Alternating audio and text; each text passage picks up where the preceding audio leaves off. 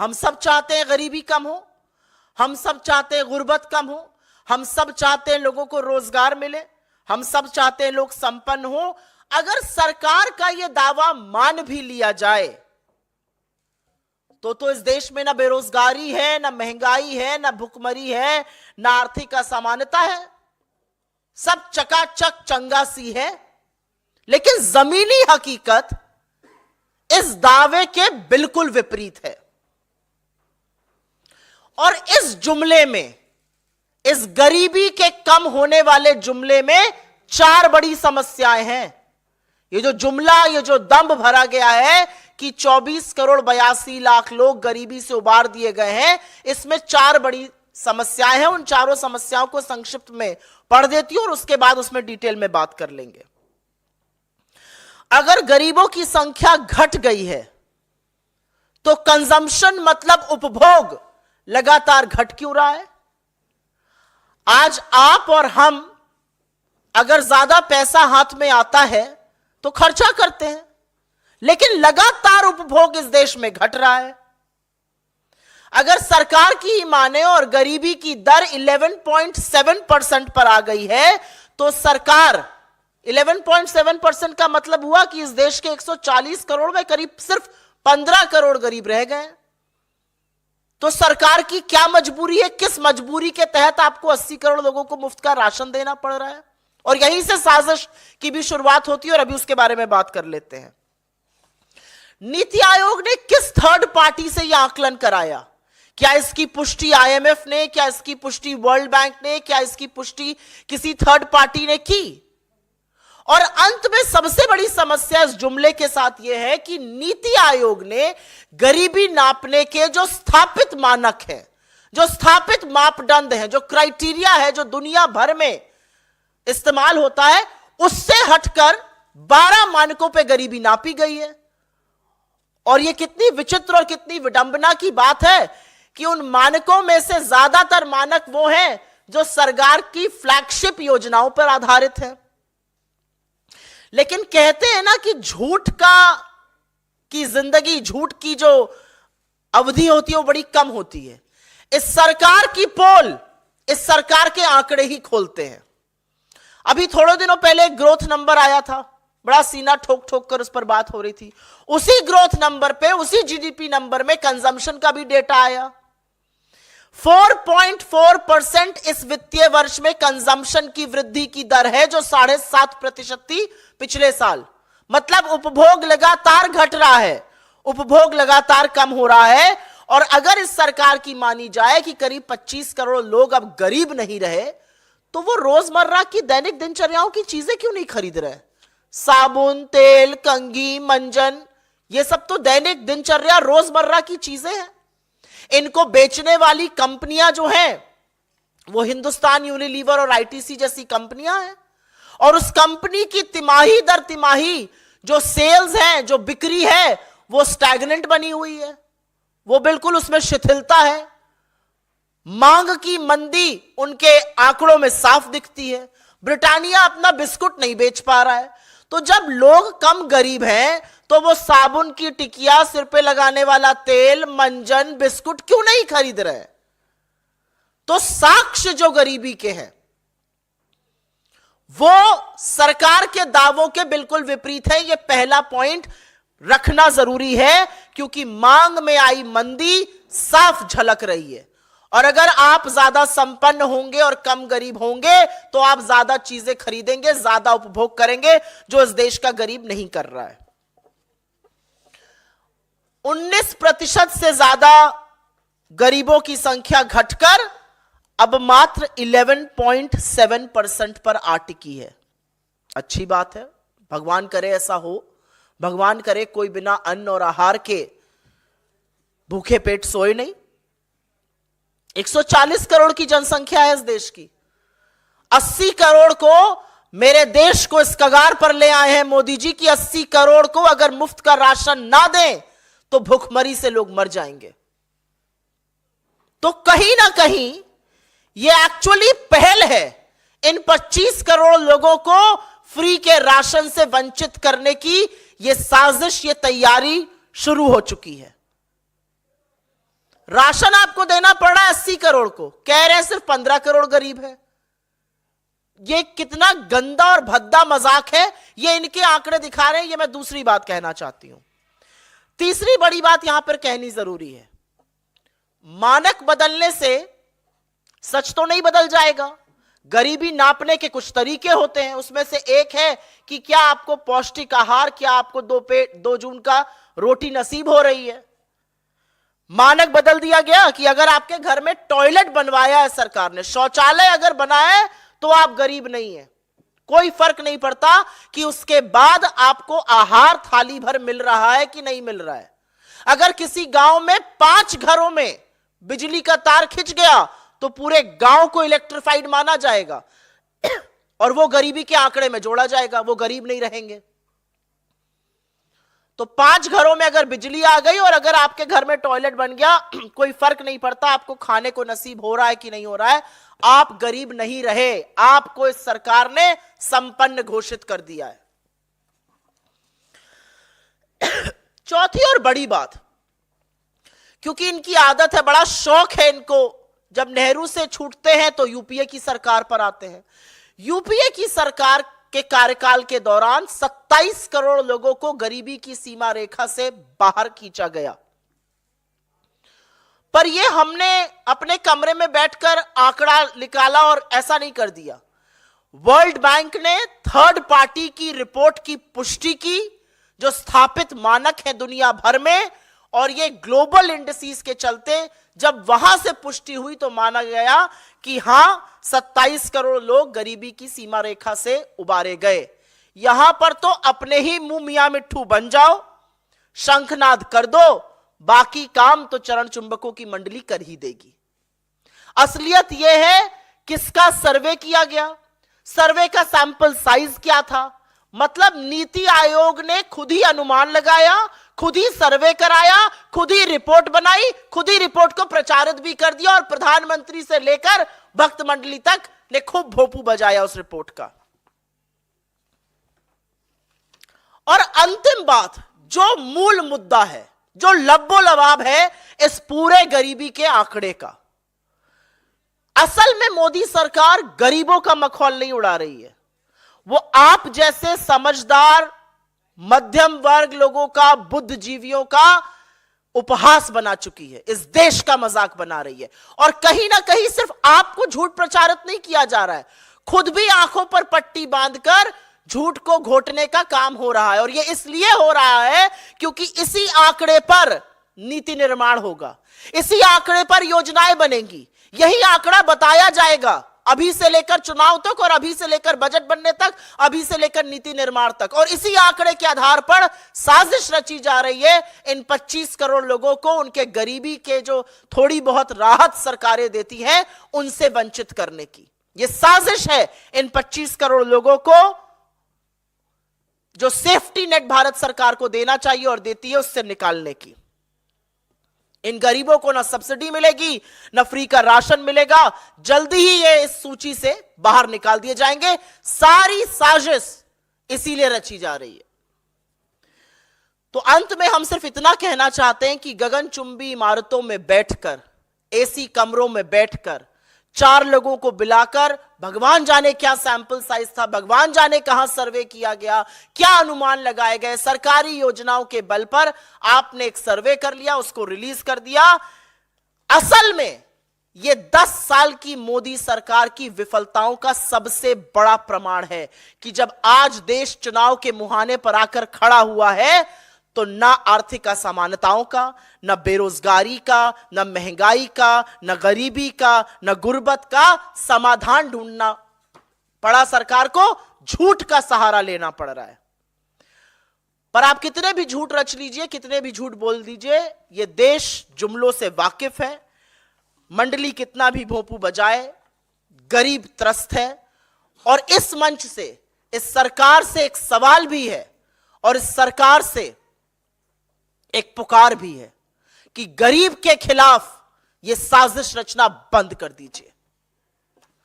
I will very briefly make a brief statement in English on the recently reported numbers from the Niti Aayog, which have been quoted not just by the Prime Minister, but the entire ecosystem and large sections of the media, without asking the relevant questions that should be asked of this.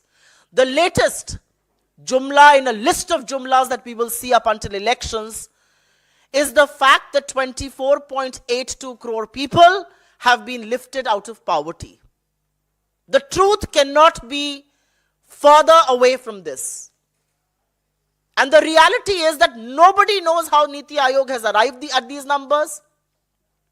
It has changed the established criteria how it's calculated. Neither the World Bank nor the IMF have cited any third-party stories. This was an estimate done by the Niti Aayog. The report was prepared by them. The survey was done by them. It has been reported by them also.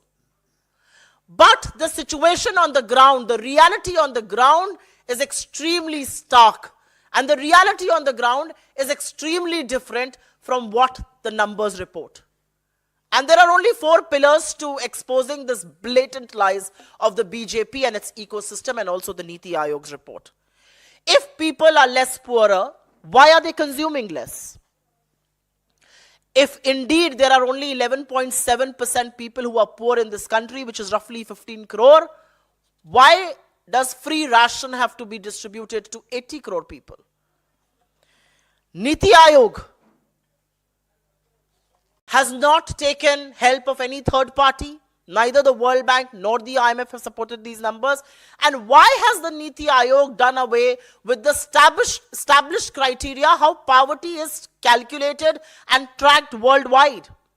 So let's begin with point number 1, and very briefly, consumption in this country is down to 4.4% from the previous fiscal of 7.7%.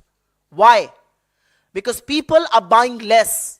Anybody who's better off, anybody who's less poorer will buy more. And especially things of FMCG, the fast-moving consumer goods like soap, like shampoo, like oil, like toothpaste. But companies who make those products like HUL or ITC or Britannia who sells biscuits are constantly reporting stagnant sales growth. If people are better off, if people are less poorer, why are they not buying these things? Why is consumption so low? Consumption, which is 60% of our GDP. If indeed 29.1% poorer have been reduced to now 11.7%, why is the government forced to give free ration to 80 crore people? The reality is that the government has to do this because if it does not give them the safety net, people will die of hunger. And the government should do this. Why have criteria been changed? Multi-dimensional poverty index essentially says that if a toilet has been constructed, it doesn't then matter whether you have access to food and nutritious food, you are no longer poor. If 5 households in a village are electrified, the village will be considered electrified. You are no longer poor. These are the loopholes in this report. And let's talk about established criteria. During the UPA period, 27 crore people were lifted out of poverty. And we did not claim that. We did not do a survey. There was a third-party survey that was done, which was endorsed by the World Bank, and they said 27 crore people in the history of independent India have been lifted out of poverty for the very first time in those numbers. But here, the Niti Aayog has done the survey. They have done the estimates, they have prepared the report, they have released it, and right from the Prime Minister to the entire ecosystem is just going to sing peons of that survey. Whereas the reality on the ground is in sharp contrast. Because if you go by the reality on the ground, the survey essentially establishes there is no unemployment. The reality is unemployment, high prices, income inequality, lower wages, extreme poverty. 23 crore people were pushed into poverty during the COVID times. What happened to those people? Are any questions being asked? And last but not the least, the reality of this report, the reality of these numbers is that there is an entire conspiracy being hatched against the poor of this country. Because very soon, close to 25 crore people who have now been declared not being poor will be taken out of the safety net that the government offers to the poor. They will very soon stop getting subsidies. They will no longer get free ration. They will be taken out of the government security net, the safety net, which any welfare state offers to its poor people. And that's the conspiracy that we are worried about. So it's easy to sit in your echo chambers. It's easy to sit in those AC rooms. It's easy to sit in those sky-high buildings and prepare reports like these. But the only thing that we want to say from this platform right here is that this is a conspiracy being hatched against the poor. Stop making a joke of yourselves. Stop making a joke of India's middle class. Stop making a joke out of India's poor. Because the reality is your policy formation will happen on these numbers. And these numbers are grossly misleading. आपके सवालों का स्वागत है. सवाल अगर इस पर रहे तो मैं बहुत अनुग्रहित रहूंगी.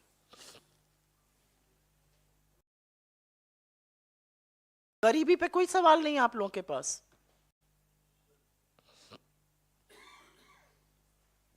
इतना बड़ा झूठ इस सरकार ने बोला, इतना बड़ा झूठ परोसा गया. आप लोग टीवी चैनलों से आते हैं, अखबारों से आते हैं. कितने लोगों ने उसको दिखाया? उसकी असलियत किसी ने बयां करी? किसी ने सवाल पूछा? और अगर इतना बड़ा कीर्तिमान स्थापित किया है तो मैं तो इस मंच से चुनौती देती हूं, मोदी जी अपनी वित्त मंत्री के साथ आए और एक प्रेस कॉन्फ्रेंस करें और इतने बड़े कीर्तिमान को जो उन्होंने स्थापित किया है उस पर कुछ सवाल ले लें. लेकिन ले नहीं पाएंगे. आप लोगों के पास गरीबी पर कोई सवाल नहीं है.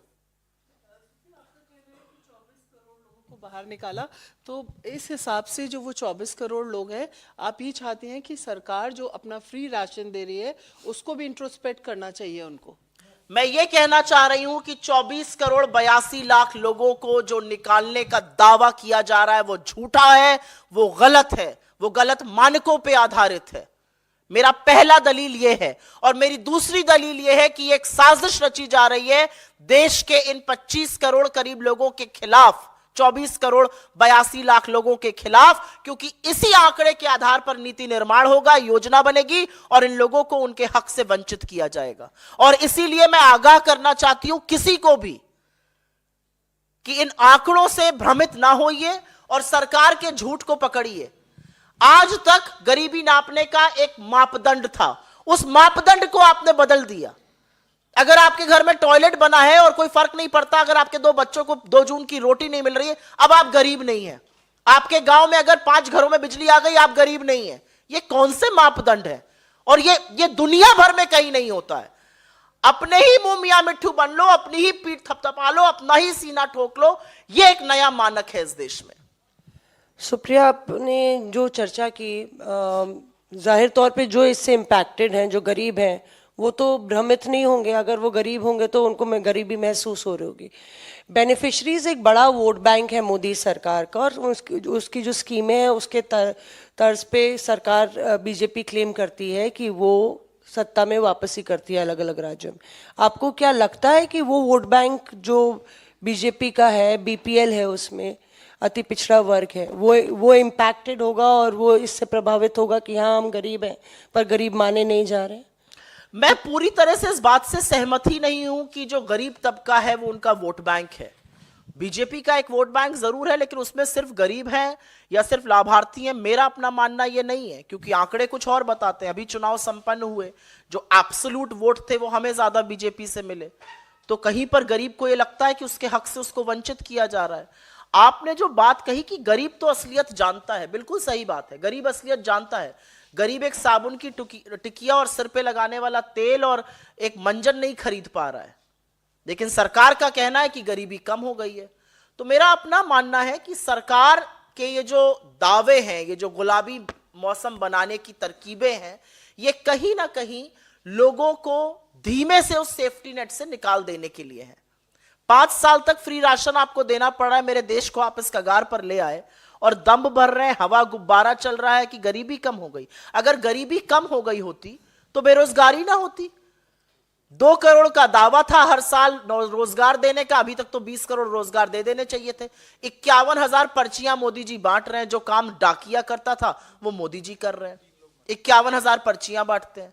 अगर गरीबी कम हो गई होती तो लोग ज्यादा खरीदते, खरीद ही नहीं रहे. अगर गरीबी कम हो गई होती तो बच्चे ज्यादा पढ़ते, एनरोलमेंट्स में डिप आया है? ऐसा क्यों है?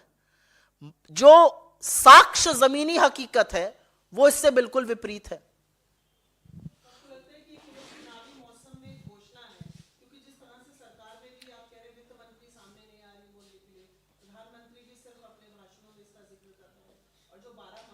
आपको नहीं लगता कि नीति आयोग ने एक रिपोर्ट निकाल दी?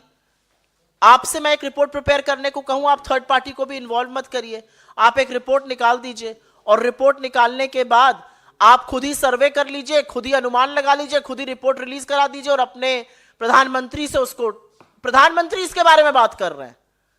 मतलब सरकार की कोई एजेंसी तो कहे, लेबर मिनिस्ट्री तो आकर कहे कि हाँ हमने इतना रोजगार दे दिया, वित्त मंत्रालय तो आके कहे। वित्त मंत्रालय एनएसएसओ के आंकड़े बिल्कुल दूसरे डायरेक्शन में है, कंजम्पशन गिर रहा है, आधा हो गया पिछले साल से, और यहां कहा जा रहा है कि गरीबी बिल्कुल कम हो गई है। तो मेरा मानना यह है कि ये झूठ जो रचा जाता है वो बड़ा हानिकारक है, लेकिन वो झूठ चुनावी मौसम में और रचा जाएगा, ये भी आगाह करना जरूरी है। जी सुप्रिया जी, वो मणिपुर के मामले पे आपसे एक सवाल है जो आप कल... एक मिनट, आपका सवाल इस पर है, एक मिनट इस पर लेके फिर मैं आती हूं आपके पास। सुप्रिया जी, मध्य प्रदेश की पूरी आबादी लगभग 8 करोड़ है और सरकारी आंकड़े के अनुसार सरकार ने 5 करोड़ लोगों को राशन बांटे हैं और जो नया आंकड़ा आया उसमें लगभग 2.5 करोड़ लोग गरीबी का से बाहर आए। तो क्या यह माने कि पूरा का पूरा मध्य प्रदेश गरीब था? वही मैं पूछना चाह रही हूं। जो राज्यों के आंकड़े आए हैं उसमें से यूपी और मध्य प्रदेश प्रमुख तौर पे बड़ा अग्रसर होता दिख रहा है और वहां पर आपको ज्यादा फ्री का राशन बांटना पड़ रहा है। ऐसा क्यों है? हम इसका समर्थन करते हैं, राहत का काम होना चाहिए, सरकार वेलफेयर स्टेट में इसी काम करने के लिए इलेक्ट होती है, लेकिन इस तरह के झूठे दावे करके आप गरीबों का तो मजाक बना रहे हैं, आप पूरे देश को मूर्ख समझकर उनको और मूर्ख बनाने का काम बंद कर दीजिए और अपने आप को, एक हुडविंकिंग शब्द होता है अंग्रेजी में, अपने आप को भी मूर्ख बनाने का काम बंद कर दीजिए, क्योंकि इन्हीं आंकड़ों पर आप नीति निर्माण करिएगा। जी झूठा दावा कर रहा है, सामने ही इलेक्शन है, तो ये तो अल्टीमेटली आपको ही पॉजिटिव वाइब देगा और आप लोग इसको पॉलिटिकली कैसे, मतलब इसको चैलेंज जो है पॉलिटिकली कैसे इसका आप मुकाबला मैं इस करेंगे? मंच से क्या कर रही हूं? मैं पॉलिटिकल चैलेंज ही तो कर रही हूं। राहुल गांधी जब भारत जोड़ो न्याय यात्रा लेके निकलते हैं और वो गरीबों से, वंचितों से, शोषितों से, स्टूडेंट से, महिलाओं से लगातार मिलते हैं, तो वो क्या कर रहे हैं? वो इन दावों का पर्दाफाश ही तो कर रहे हैं। वो लोगों को न्याय दिलाने, किस चीज से न्याय की हम बात कर रहे हैं? हम सामाजिक न्याय की बात कर रहे हैं, हम आर्थिक न्याय की बात कर रहे हैं, हम राजनीतिक न्याय की बात कर रहे हैं। क्या है आर्थिक न्याय? आर्थिक न्याय यही तो है कि बेरोजगारी कम हो, आर्थिक असमानता की जो खाई हो वो पाटी जाए, महंगाई जो सिर चढ़कर लोगों की कमर तोड़ रही है उसको कम किया जाए। ये इसी सब का हिस्सा है। आज गरीब गरीब होता जा रहा है। इनकम टैक्स के आंकड़े देखिए, 5 लाख से कम कमाने वालों में ग्रोथ रेट मिनिस्क्यूल और 1 करोड़ से ज्यादा कमाने वाले में सबसे ज्यादा वृद्धि। ये तो आर्थिक असमानता का पैमाना है ना। इसी के खिलाफ तो हमें, इसी अन्याय के खिलाफ तो हम न्याय दिलाने की मुहिम लगा रहे हैं। जी आपका सवाल था इनसे। सवाल था कि 3 लोगों की जो मौत हुई उस पर आपका क्या कहना है? हमने जो भारत जोड़ो न्याय यात्रा थी वो जानबूझकर मणिपुर से शुरू करी। शुरू करने को हम कहीं और से भी कर सकते थे, क्योंकि हम मणिपुर से नागालैंड, फिर अरुणाचल, असम का काम कर रहे हैं। हमने क्यों शुरू की मणिपुर से? हमने इसलिए मणिपुर से वो यात्रा शुरू करी क्योंकि 8 महीने से इस देश का एक राज्य लगातार जल रहा है, हिंसा का अंश सह रहा है, महिलाएं असुरक्षित हैं, बच्चे राहत कैंप में हैं, लेकिन इस देश के चुने हुए प्रधानमंत्री, जिनके पास 8,000 करोड़ के 2-2 विमान हैं, उनके पास 1 मिनट मणिपुर जाने के लिए नहीं है। 36 सेकेंड 78 दिन बाद बोलते हैं मणिपुर पर।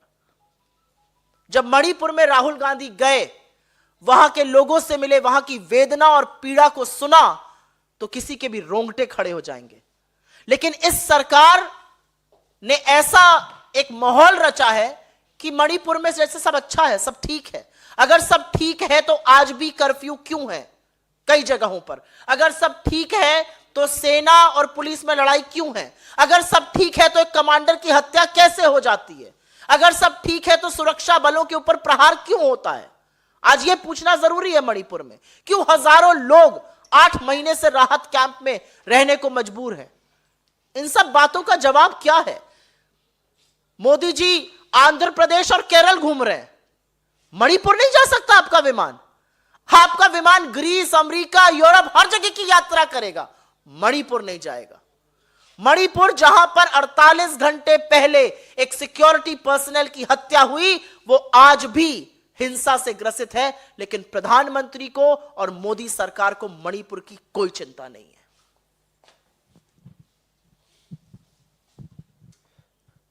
सुप्रिया, ये सवाल आपके मीडिया डिपार्टमेंट से रिलेटेड है। अभी एक नोटिस हम लोग ने देखा है, जो कारण बताओ नोटिस आलोक शर्मा जी को जारी किया गया है।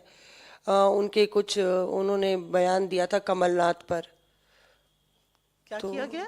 आलोक शर्मा जी को कारण बताओ नोटिस दिया गया है। उन्होंने कमलनाथ पर कुछ टिप्पणी की थी कि वो बीजेपी के साथ जो है उन्होंने कांग्रेस को हराने का काम किया है मध्य प्रदेश। मुझे इसके बारे में कोई जानकारी नहीं है और मैं देखूंगी ये क्या बात है और उसके बाद इस पर बिल्कुल टिप्पणी दूंगी अपनी। और एक जो मामला आ रहा है अंकिता गुप्ता का, राहुल गांधी की यात्रा असम पहुंच रही है और वहां पे पोस्टर बैनर्स लगे हैं।